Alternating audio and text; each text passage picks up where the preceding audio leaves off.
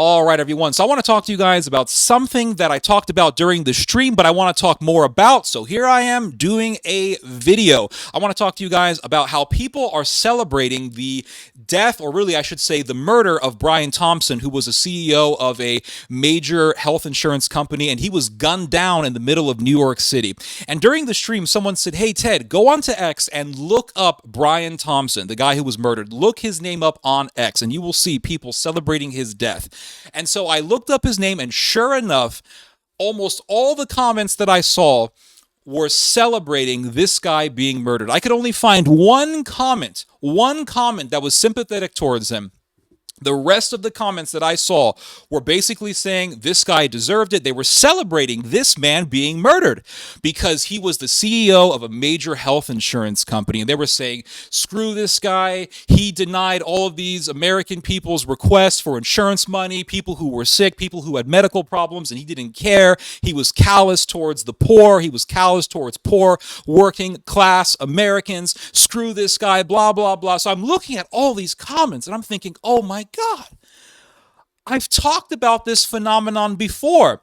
Years ago, back in 2021, I did a video called, it was something to the likes of the rise of Joker politics or the phenomenon of Joker politics, something like that. But anyway, I talked about the rise of this way of thinking and how popular it's becoming. And I noticed it back in 2021 after the film Joker came out, Joaquin Phoenix's Joker, because I saw the movie and I really didn't like the film because to me, Joker was really just a psychopath. Joaquin Phoenix's Joker. I mean, Joker, all Jokers are psychopaths, right? Whether it's Jack Nicholson's Joker or whether it's the Joker in the Christopher Nolan Batman film, right? They're all psychopaths. And Joaquin Phoenix's Joker was the most psychopathic. He was blaming everyone for his problems. He was blaming society for his problems. He hated his mother. He murders his mother in the movie.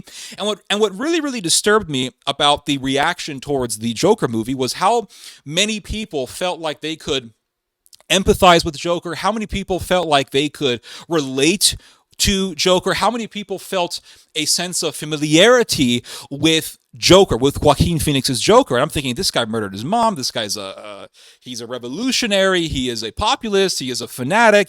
He helps cause this massive revolution against the rich. I mean, this guy was really no damn good. He is like Robespierre. He is like the French revolutionaries. He's like those types of people, those monsters, those people who led the French Revolution, which murdered hundreds of thousands of people in France. And I'm thinking, I don't really sympathize with this sort of theme. I don't really sympathize with this sort of narrative at all, but people really loved Joker. They really loved Joaquin Phoenix's Joker. And I'm thinking, well, this film really reflects society. And I really believe that the reason why artwork becomes popular is because it reflects the zeitgeist. It reflects the cultural atmosphere, the political atmosphere. It really does tell us something about the society. If a film becomes popular, it tells us something about the society. That is the bottom line. And so the fact that so many people loved Joaquin Phoenix's Joker, the fact that so many people felt a sense of familiarity with him, really told me that there was this growing populist sentiment that's basically said, kill the rich, we hate these CEOs, kill them all, the rich are evil, eat the rich, that sort of thing, that sort of rhetoric. And so I did a video after seeing the Joker movie, and I said, listen, guys, this is a reflection of something that is growing within the cultural groundswell of society. This is a reflection. This is really indicating to us that this way of thinking is growing in the world. And so I did a video and I said, guys, brace yourselves for the rise of the phenomenon of Joker politics. And we're seeing it. What did we see during the UK riots? We saw people looting, the right-wing riots. I'm not talking about the George Floyd riots, although that is also a part of this entire cultural groundswell. But during the UK riots, we saw people looting, we saw people destroying people's businesses because the business owners were foreigners or the business owner was Middle Eastern. I remember seeing a video from Northern Ireland in which a whole bunch of right-wing rioters sacked a guy's store. They sacked his store because the store owner was Middle Eastern. I mean, it was just absolutely horrible. And I remember seeing the comments in YouTube, on X, and all the comments that I saw were just atrocious. They were basically saying, yeah, screw the business owner. He's Middle Eastern. He shouldn't have been here in the first place. I mean, it was just absolute sickness, absolute craziness. And what I hate about the whole narrative that surrounded the UK riots was anytime someone said this is a far right riot, they would say, we're not far right, we're not far right. I'd say, well, stop acting like a bunch of far right fanatics. Whatever you guys want to call yourselves, you guys are no damn good, really. And we saw this during the 2020 riots. There were people rioting, they were sacking stores, looting, stealing, doing massive amounts of thievery, massive amounts of property destruction. Why? Because they really believed, oh my God, the world owes us something. You know, the cops, they did this man wrong. Cops are evil. F cops. We hate cops. If you defend cops, you're a bootlicker. You're this. You're a drain on society. You hate the working man, you hate the average man, you hate the black man. You know, all of the violence, all of the destruction that we saw in these riots, be it the riots that were sparked by the killing of George Floyd or the UK riots, all of these riots are really a reflection of a growing sentiment in society, a sentiment that is being cultivated in a sinister garden of resentment. This sentiment that basically says, the world owes me something, therefore I have earned the right to steal and to destroy and to even kill. And I saw it today on X. I saw it manifesting. The fact that I could only find one comment that was sympathetic towards this guy who was murdered. And the rest of the comments were saying, F this guy, tells me, oh my God, we have gotten deeper and deeper into Joker politics. And it's not just Joker politics, it's Bane politics also, because I remember years ago, this was back in like 2011, I saw Christopher Nolan's Batman film, the one that had Joker.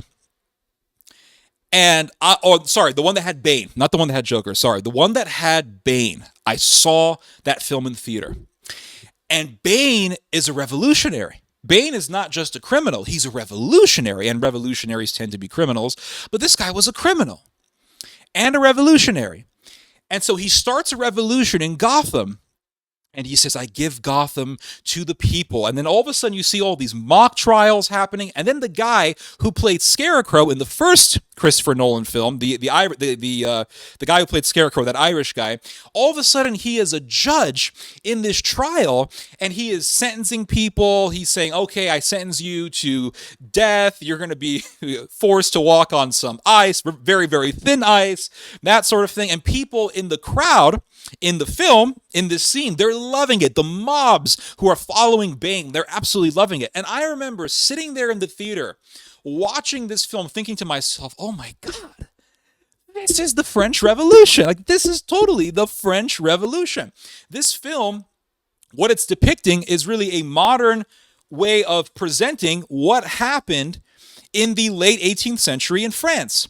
During the French Revolution, it was all about what? Fighting against the rich, killing the monarchy, killing royalty, killing off a certain group of elites because they were elites who were backing the French Revolution. It wasn't all just poor people versus elites. The French Revolution was elites backing a whole bunch of rebels, very violent rebels, against another group of elites, and most of the people who were killed were a bunch of peasants. And so we've seen this story before. We all know where this type of mentality ends. It ends in a pool of blood, tons of people being killed, and it ends with most of the people being killed just being members of the regular class. The average folks are the ones who suffer the most in these sorts of situations. And when you read about revolutions, usually revolutions involve massive amounts of killing, and revolutionaries love to scapegoat a whole bunch of people, and then you have a whole bunch of victims, a ton of dead bodies everywhere, and it's the regular folks who end up suffering. So we saw this, the world saw this during the Bolshevik Revolution in Russia. The Bolsheviks took over, the Marxists took over, and then who became the enemy? The kulaks did. Who were the kulaks? The kulaks were basically middle-class peasants who owned some land. They weren't the wealthiest of the wealthy. They weren't super rich. They were sort of in the middle, and they were small landowners, and they would have some employees who worked the land. And they became the scapegoat by the revolutionaries. And the revolutionaries said, okay, the kulaks are the bad guys. They're the hoarders. They're evil. They're this. and tons of people were massacred. It was a genocide of the kulaks. You can read up on it. Countless people were butchered. I don't remember the exact number, but it was huge. And they slaughtered so many people brutally murdered. It was horrific. And it was the genocide of what? The genocide of the kulaks. You can look this up. It's called dekulakization. And these people were murdered. Why? Because they were of a particular class. And so what you're seeing happening in the world is not just racial tension, ethnic tension.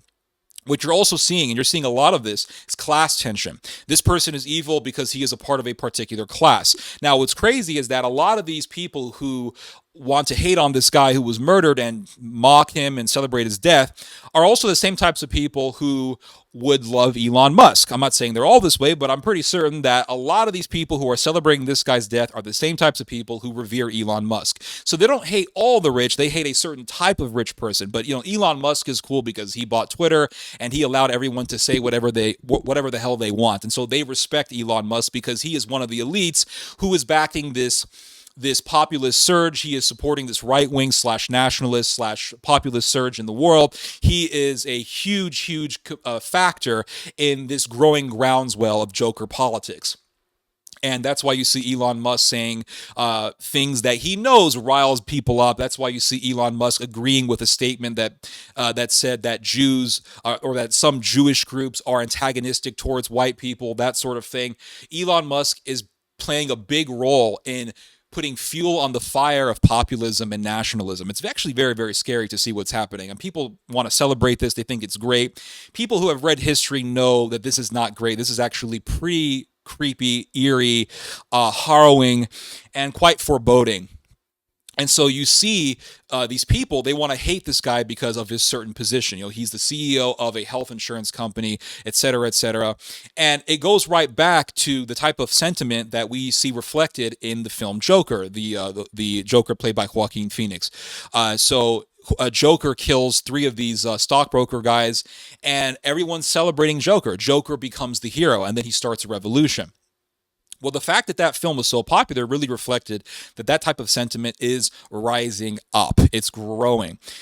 And I will not be surprised to see one day there being horrendous revolutions in various Western countries. We're so used to revolutions taking place in the Middle East or in Africa, but what we're not really used to is seeing revolutions taking place in European countries. We're so used to European countries being sort of peaceful and normal and balanced and mellow. But if you look at the history of European countries, what you find is a lot of wars, revolutions, peasant revolts, that sort of thing. And we are returning back to that historical reality. Because of World War II, we sort of put that demon in a box and put the box under the ground like in the film Jumanji. But what we're actually seeing is people are unearthing the box and they want to open it up. And I think the box has already been opened up. It's like Pandora's box, but I prefer to compare it to Jumanji because that sort of fits what I'm describing here. And that's what we're seeing. We're seeing the rise of this feeling. And so don't be surprised to see one day, I don't know, there being massive amounts of violence in, let's say, a country like France. And don't be surprised to see one day people in France, I don't know, setting up guillotines or talking about beheading politicians and actually trying to do that. We see this phenomenon. It's becoming a global thing. It's becoming a global thing even in the Western world. And it's quite scary to see what's happening. But if you see the film Batman, the one that had Bane, I don't remember which one that is. I think it's The Dark Knight. I don't remember. But if you see Bane, the character in one of Christopher Nolan's Batman films, you'll see what I'm talking about. The guy is a revolutionary, and he is very paralleled to what we read about in the French Revolution. And here's the thing is, you have all these people praising the idea of revolution. A lot of these people are ahistorical. And I'm not sitting here trying to give them an excuse, nor am I trying to make little of the danger or the insidiousness of their mentality. But what I am saying is that these people are ahistorical to the point that if you were to show them the reality of history, they would spit on your face or they would mock you, reproach you, and just reject what you're saying. These are people who hate the truth. And if you tell them, listen, you may have legitimate criticism of the insurance business, but the reality is if we go full ahead with your way of thinking, we've seen this story before. We saw it in the French Revolution. We saw it in the Bolshevik Revolution. We saw it in the Mexican Revolution. We saw it in the Nazi Revolution as well. If we go full sail ahead with your way of thinking, it's going to end in a river of blood. And here's the thing. Rebels murder each other. rebels murder each other. We saw this in real time in Syria, where the rebels, who were at one point united against Bashar al-Assad, started to butcher each other. And there is a video you can see of, I am not joking, I will not show this on YouTube because it's against TOS, but there is a video that you can see online where a man gets shot and then they push him into a pit and he is still alive. It's one of the most horrifying things I've ever seen. He's still alive, he's screaming, and he's in a pit full of dead bodies. And I thought, who the hell is doing this? What the hell is going on? And it turned out these were rebels murdering a member of a rival rebel group. During the French Revolution, the rebels murdered each other. Who killed Robespierre? It wasn't the monarchy, it was other rebels. So anytime you start accelerating the process of revolution, remember the hell that you are unleashing. You are unleashing a monster. You are unleashing a Leviathan. You are unleashing demons, is what you're doing. Now, I want to say something really quick about insurance companies. The reason why insurance companies are expensive is or at least one of the major reasons why, is because you have so many Americans who abuse the insurance system, and they will ask for insurance money for any damn thing. Oh, a little bit of hail hit my roof. Oh, I want insurance money. A little bit of hail hit my car. I want insurance money, insurance money, insurance money, insurance money. Oh, I feel a little bit sick. Insurance money. Oh, I feel a little bit something weird in my insurance money. I've got insurance money. Americans are the most medicated people on earth, and so they abuse the insurance system, and that's why your rates go up. That's why insurance prices go up. And so really, if you ask me, the bottom line of all these insurance problems in America is the masses, the people who keep abusing the insurance system. It's the people who abuse the insurance system. And then when the CEO of an insurance company gets killed, they want to sit there and celebrate his death. And it's like, guys, the masses are the problem. The masses are always the problem, if you ask me, because leaders are appointed by the people. Kings are not appointed by the people, but kings and dictators are tolerated by the people. And if enough people love the king or love the dictator will remain in power. So people, at the end of the day, the majority of people at the end of the day really choose the political realities of their society. And so if people want tyranny, they're going to get tyranny. If people want a tyrant, they're going to get a tyrant. If people want a violent, murderous revolutionary, they're going to get that. And the problem is you have too many people who glorify or they romanticize the idea of revolution, and they don't really care about how much destruction it can actually cause. And hence why I call this Joker politics. Joker politics is basically the mentality that says, let it all burn. We want to see the world burn, kill the rich, kill certain people that we don't like. And if anyone is counter-revolutionary, if anyone disagrees with our revolutionary ideology, we'll kill them too. And what a lot of people don't understand is if you follow this ideology, if you go into third gear with this way of thinking, you may just find yourself at the receiving end of this insanity.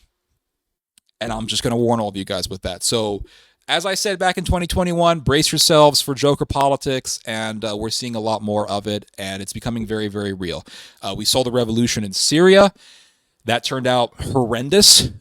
We saw, well, we weren't there, but back in the 18th century, we saw the French Revolution, and that was also horrendous. So let's not get too excited about the idea of revolution, because civil war, political violence, it's all just hell. And I'm afraid that people are too evil and too careless and too belligerent to not really care about the reality of this, and they just want to see the world burn. Anyway, you guys just heard some theology. God bless.